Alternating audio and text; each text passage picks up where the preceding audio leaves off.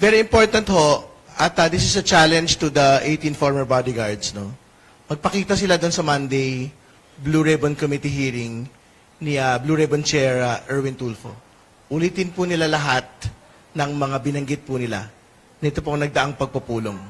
Kasi yung pong meeting sa Lunes will be made under full secretariat, will be made under oath. No, kasi ito naman po yung talagang aktual na pagpupulong.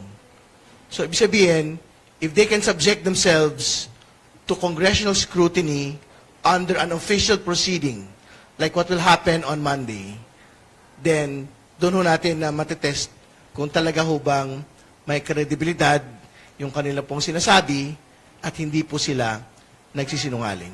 Pag hindi ho sila sumipot doon, malinaw na malinaw. Wala hong kredibilidad.